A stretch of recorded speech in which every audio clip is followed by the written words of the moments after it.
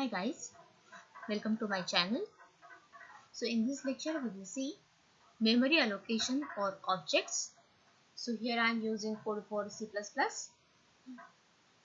So when we used to declare class in C++ or in object oriented programming, at the time of declaration of class it will not allocate memory. So when we used to create objects, at that time only the memory is allocated to object. I repeat, at the time of declaration of class, it will not allocate memory to object. Only at the time of object declaration, memory will get allocated to that object. So in one class, we used to declare some data members and some member functions. So whatever the member functions, look at this diagram.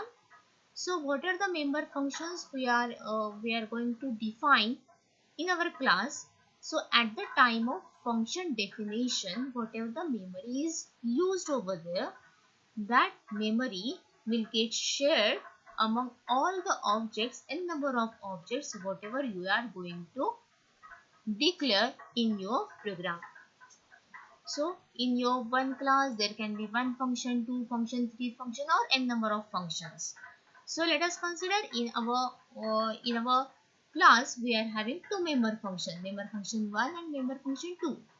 So when the member function 1 is defined, when member function 2 is defined, whatever the memory is allocated over here for these functions are getting shared among all the objects whatever we are going to declare. So this part, that means this memory is get shared among all objects whatever we are going to declare. So like this n number of member functions can be possible, and we can create n number of objects also. Even though there are n number of objects, all objects will share the same memory whatever used by member functions in your class, because code will remain same for every object. That's why this memory is getting shared.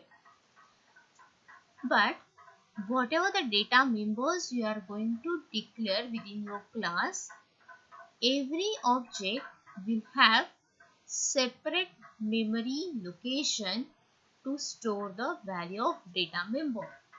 Let us consider in our class we are having two data members, data member 1 and data member 2. So as per the data type of that data member, that much amount of memory will be definitely allocated. So every object will have their own set of data. So for every object to store data member, separate memory is allocated. If there are n number of objects, for every object to store its own data, separate amount of memory is allocated for every data member.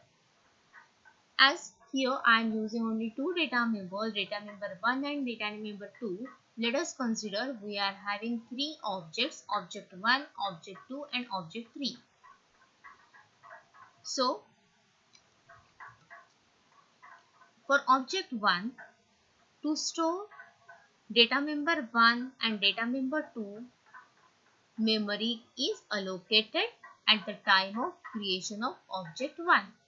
Similarly, when object 2 is getting created, when we are going to declare object 2,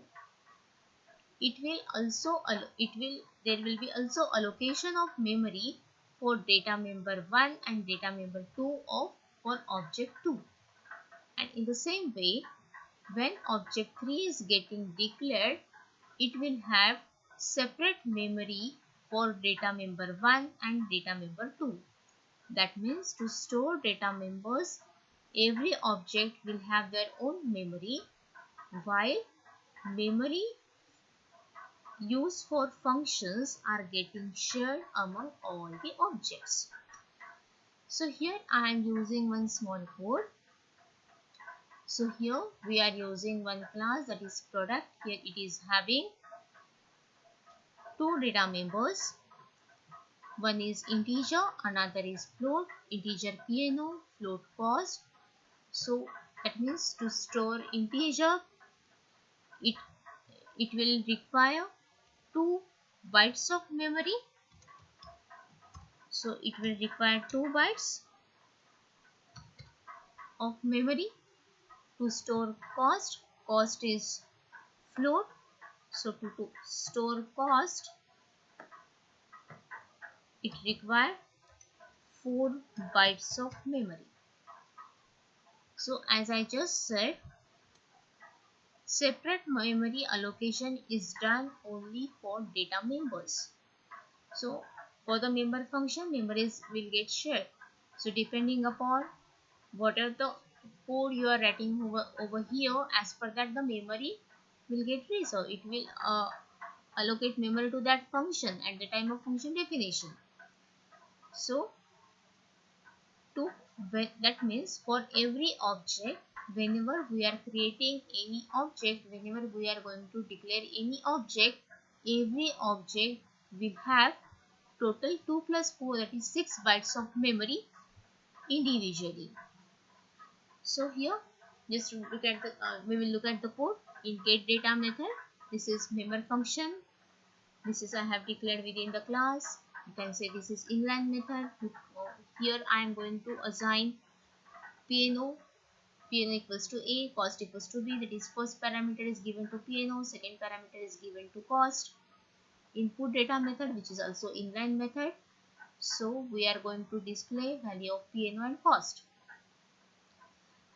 So inline methods, if you want to have details about inline methods within the class, I can provide I'm going to provide link within the description box. So okay, in main method, here is end of class declaration. So when the class is declared, this template is written. It is only declared that every object will require total 6 bytes of memory when it will get created. And when these functions are getting defined, as per the code, the amount of memory is already allocated and which is going to be shared among all the objects. So in main method, I am creating 3 objects, product P1, P2, P3. So every object now will have 6 bytes of memory. For data member 1, 2 bytes of memory required.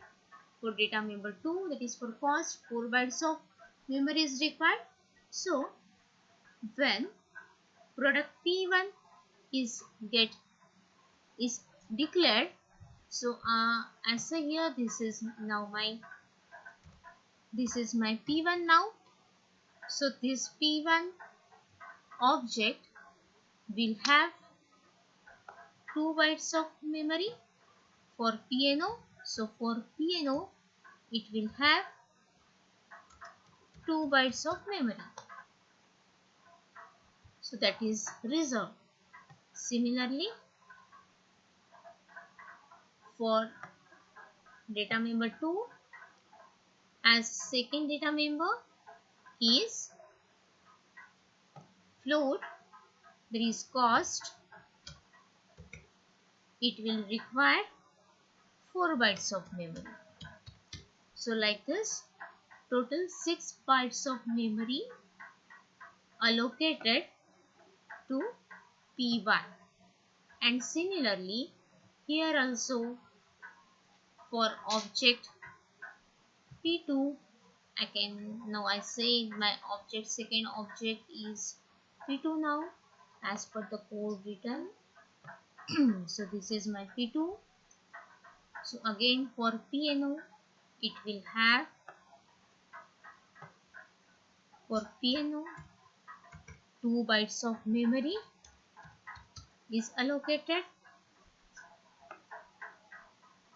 and for second data member, that is for cost, again 4 bytes of memory allocated. So as every data member, every object having individual memory, separate memory allocated, it can have separate data within that. So my third object, I can say, as per the code, it is P3.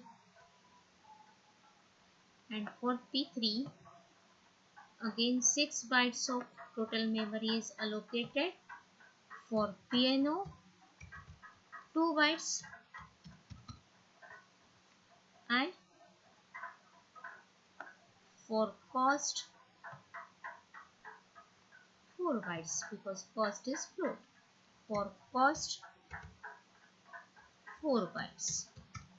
So this is allocation of memory for data members and member function. So if I am creating more objects, in my program, as per that, for that number of objects, that much amount of memory will be allocated. So this is all about memory allocation for objects. I hope you understood. Thank you. Thanks for watching this video.